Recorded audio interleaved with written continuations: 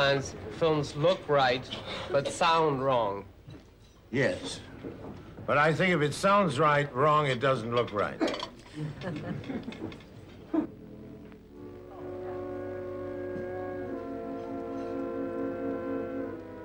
C'est pas juste.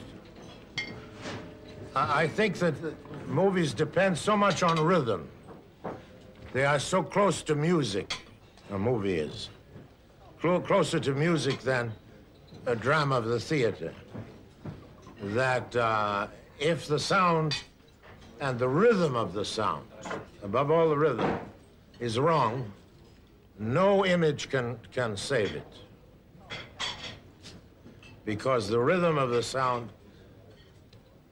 I believe sound is the first human sense for the theater, not the eye.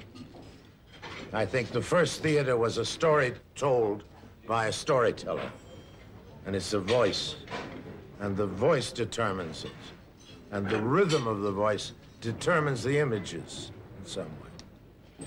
It's not only what you say, but the rhythm and speed of all the voices in a scene. So I often, when I direct, turn my back on the scene.